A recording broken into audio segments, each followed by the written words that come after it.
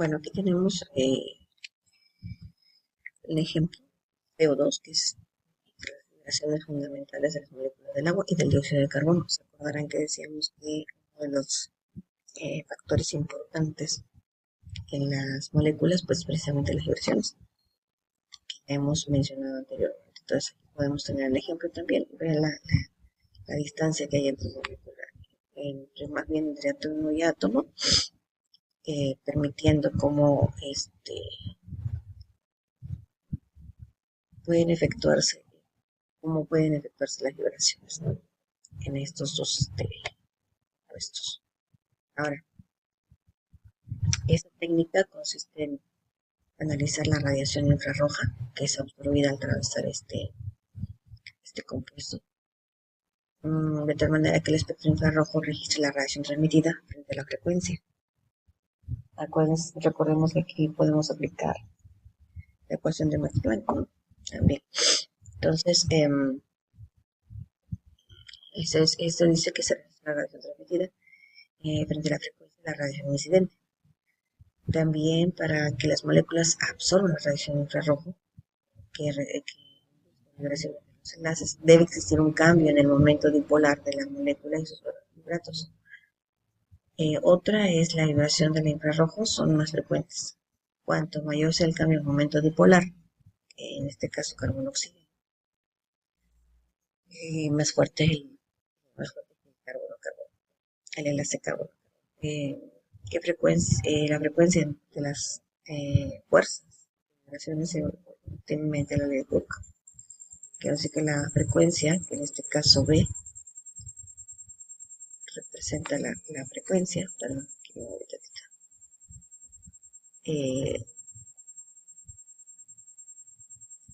representa la frecuencia de la vibración, que sería B,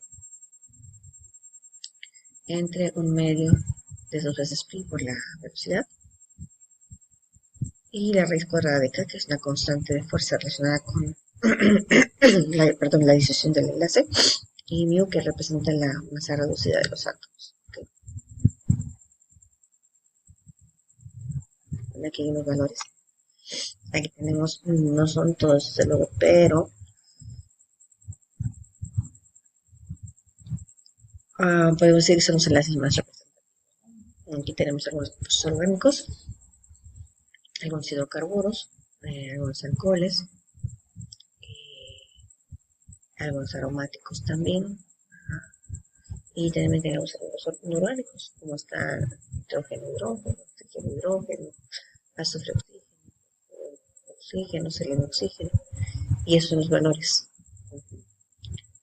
Entonces, aquí tenemos otros más que nos permiten conocer o saber cuáles son los valores de onda en los cuales pueden ustedes basarse, ¿no?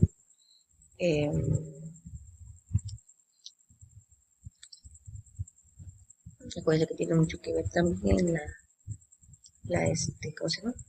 El longitud de onda, ¿no? La frecuencia sobre todo. La radiación registrada debe ser solamente la originada por los movimientos vibracionales de las moléculas presentes en las sustancias objeto de estudio.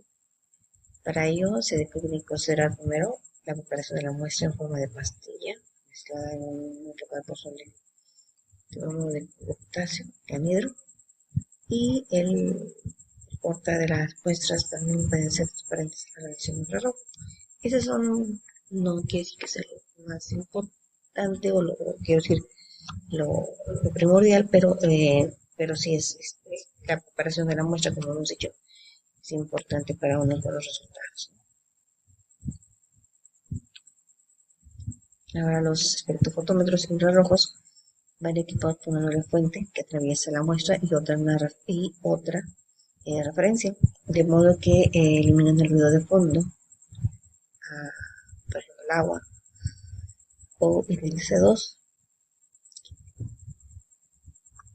El modo de preparación de la muestra, que ya he mencionado anteriormente, como dice aquí en la diapositiva, es muy importante para la obtención de un registro de alta calidad. Que es lo que mencionábamos, que se puede preparar con bromuro de potasio, Es transparente la radiación infrarrojo de alta calidad. Utiliza un prepara la pastilla lo más delgada y homogénea posible. El grosor de la pastilla depende de la cantidad de muestra utilizada y de la presión aplicada a la preparación.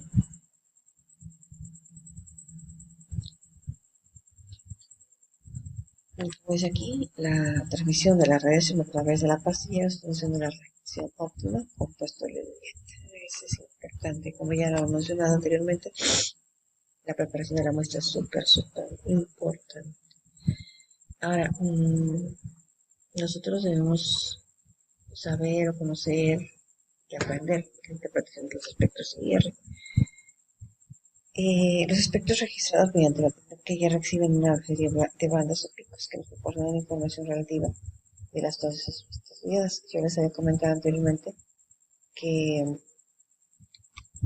regularmente un equipo te proporciona información al momento de hacer la lectura y puede ser mediante un médico. Entonces, es conocer los valores de los enlaces o el tipo de pico que se forma para poder interpretar de quién se trata, de qué compuesto se trata. Eso también es importante. Entonces dice que la frecuencia a la que aparecen las bandas es característica de los diversos modos de vibración de las moléculas o los enlaces contenidos en la sustancia, como podemos ver aquí los ejemplos. La interpretación de los espectros nos dice que el espectro IR nos muestra una más información, como puede ser relacionada con la forma del pico. En la interpretación de la espectroscopia infrarroja de grupos inorgánicos hay que tener en cuenta la carga del átomo.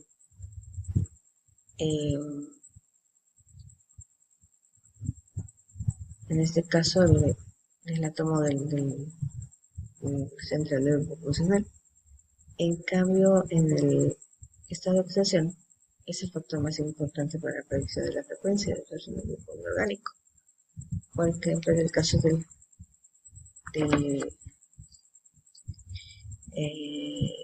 dióxido de nitrógeno, tiene que estos 240 y el valor, ¿no?,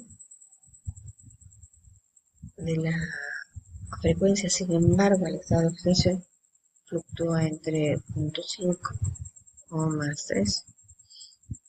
En el caso del trióxido de nitrógeno, está fluctuando entre 1.3 y más 5. El modo de reconocer el segundo espectro del compuesto dado es fácilmente llevado a cabo por simple comparación con los espectros patrones ya registrados en un compuesto, es decir, que tenemos una base que se puede utilizar para saber qué tipo de compuestos que nos da la lectura, o más bien el resultado del espectro. Como ya mencioné, esto nos da un gráfico como el que vimos anteriormente. Y en este ustedes pueden interpretar desde esta parte o estos picos o esos otros qué tipo de compuesto está. Y aquí se dan cuenta, nos dan unos resultados.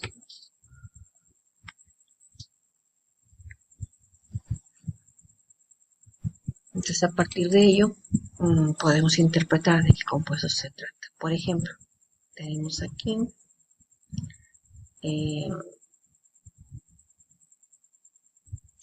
el valor de la transmitancia, el porcentaje de 0 a 100.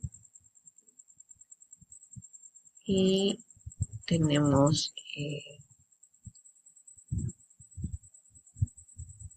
una serie de picos que nos brindan cierta información. Por ejemplo, dice: en el caso de tratarse de un compuesto nuevo y en general, a la hora de identificar un espectro de infrarrojos, se debe proceder de la siguiente manera, que nos está indicando cuál es el procedimiento para nosotros proceder a la lectura. Entonces, número 1, observa la forma de las bandas espectrales. Todos esos son bandas espectrales, ¿ok? Vale. están bajo cierto número de longitud de onda, ¿no? El punto es muy aguda, es un compuesto aromático. Banda ancha, grupos orgánicos. Muy anchas, grupos de enlaces hidrógeno. Entre más amplia sea, pues digamos antes hidrógeno,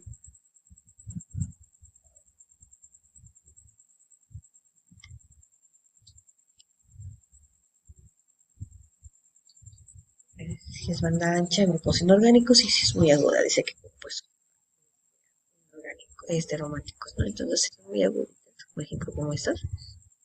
Eso no está diciendo que tenemos un compuesto aromático. 2. Chequear la región entre 1600 y 280 hasta 2840 centímetros, ¿no? Lo cual cualquier interés para conocer el compuesto. Por ejemplo, los enlaces carbono-oxígeno efectúan entre 1700 y los de cianuro en 2050. Investigar la región cercana a 300, 3600. La otra parte que debemos hacer es investigar la región cercana, en 3000 centímetros. Pueden ser los subcidrilos, que son bandas claras y anchas de 500 centímetros de más 1, o las aminas, que son cuerdos picos, ¿no? Que son de 1300. También los alquenos, que tienen bandas agudas y débiles, de entre 3200 centímetros de más 1. Otros son los alquenos de bandas moderadas, de 3100 centímetros de más 1. Si el compuesto tiene funcionalidades aromáticas, se ha de checar la región de flexión. Esta región de flexión que se menciona aquí es de podemos manejar entre 650 y 850 centímetros de la menos 1. ¿Okay? Ahora,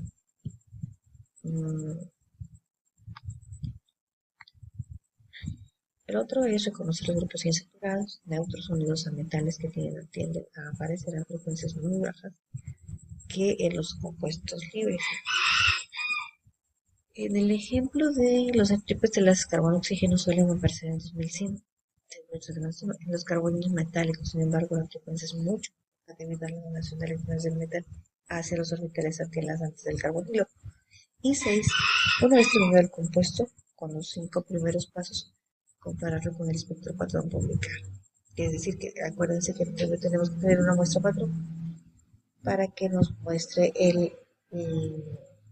para hacer el comparativo de los copos que tenemos o de la lectura que nos aparece con respecto a nuestro muestra. Bien, ahora en la ultravioleta visible, muchas disoluciones de compuestos inorgánicos presentan color, siendo frecuentemente los correspondientes a metales de transición. Si una disolución es coloreada, existe alguna especie química en disolución que absorbe la luz en la parte visible, es decir, en la parte del espectro que es visible, ¿no?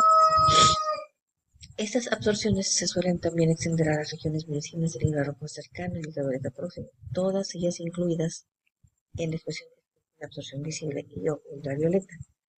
Los espectros de absorción de complejos de metales de transición se asocian con compuestos de metales que tienen las capas de. Por ejemplo, tenemos aquí la disolución energética de los orbitales de un metal de transición en el entorno octaédrico. Regularmente, ustedes recordarán en química inorgánica según los electrones de valencia. Entonces aquí tiene que ver mucho con esto. Acuérdense que esta parte que tenemos acá son los electrones que tienen el último nivel de energía. Entonces, depende del compuesto que tengamos, es la cantidad de electrones que vamos a tener. En el caso de los orbitales D, que están más, son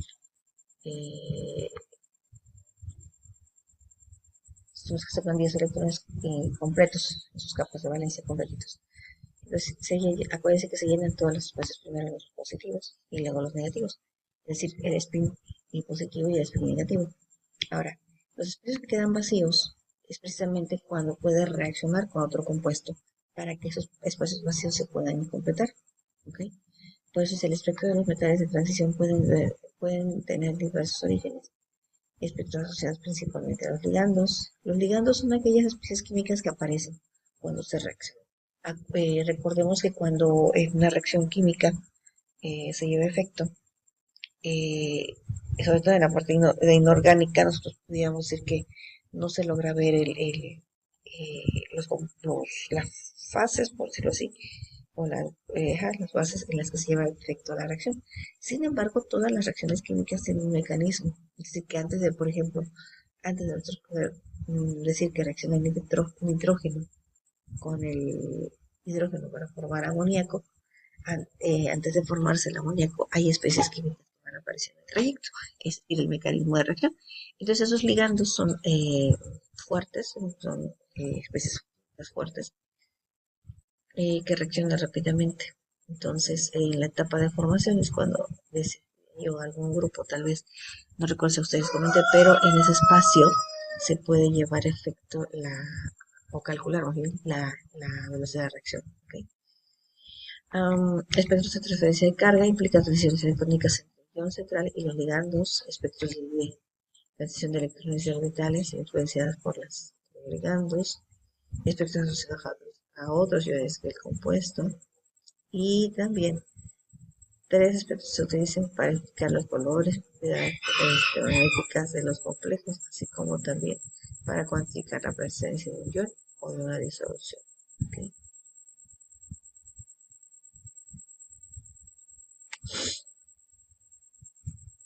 Aquí tenemos un ejemplo, el comportamiento de los espectros electrónicos y el espectros electrónicos también complejos del níquel, por ejemplo.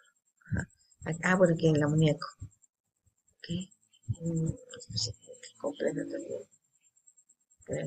Aquí tenemos presencia de amoníaco y en esta de los. Entonces pueden verse sí, el tamaño de las bandas del espectro. Tales espectros se utilizan para explicar los colores y propiedades magnéticas de los compuestos, así como para cuantificar la presencia de un ion en una disolución. Aquí, cuando obtenemos la lectura es cuando podemos obtener, ¿no? Podemos saber si trata de una molécula o de un ion. El tipo de espectro es el que nos va a dar el resultado, ¿no? Ya lo habíamos comentado. Bueno, vamos a empezar ahora con la espectroscopia de resonancia magnética nuclear. También ese es otro método instrumental. Parece ser que la espectroscopia de resonancia magnética nuclear fue desarrollada a fines de los años 40 para estudiar a los núcleos atómicos. En 1951, los químicos descubrieron que la espectroscopia de resonancia magnética nuclear podía ser utilizada para determinar las estructuras de los compuestos orgánicos. Esa técnica instrumental espectroscópica puede utilizarse solo para estudiar núcleos atómicos en un número impar de progreso de neutrones. Esta situación se da en los átomos del hidrógeno, del carbono 13, del flúor 19 y del fósforo 31. Este tipo de núcleos son magnéticamente, dice aquí, activos, es decir, poseen un spin igual que los electrones, ya que los núcleos poseen carga positiva y poseen el movimiento de rotación sobre un eje que hace que estos vibren como si fuera un pequeñito imán. ¿Okay? Imagínense la dirección del tiempo. En ausencia del campo magnético, los espines nucleares se orientan al alzarse. Sin embargo, cuando una se coloca en el campo magnético tal como se muestra en la figura, vamos a ver que los núcleos de spin positivos se orientan en la misma dirección que el campo magnético, en un estado de mínima energía denominado spin alfa, mientras que los núcleos con spin negativo A ver, alza la cabeza. Eh, Se orienta en dirección opuesta al campo magnético. Esto quiere decir que en un estado de mayor energía denominado spin beta, tenemos el spin alfa, que es el menor energía, y el spin beta es el de mayor energía, ¿no? Esos son los estados de transición en energético, más bien el campo magnético, ¿no? Existen más núcleos en el estado de spin alfa que en el estado de spin beta, pero aunque la diferencia de población no es enorme, sí es suficiente para establecer las bases. En el caso de la espectroscopía de resonancia magnética, la diferencia está entre los dos estados, tanto el spin beta como el spin alfa. Eso depende de la fuerza del campo magnético aplicada en el caso del enlace de oxígeno-hidrógeno. Y cuanto mayor sea es el campo magnético, mayor será la diferencia energética. Habrá entre los dos estados del spin, vamos a ver la siguiente gráfica que representa el aumento precisamente de la diferencia energética entre los estados spin con el aumento de la fuerza del magnético. Aquí tenemos, vean cómo incrementa el estado del spin beta y el estado spin alfa. Aquí está pues, unos metros, 300 metros, aquí 600 metros. Y diferencia bastante grande cómo se comporta.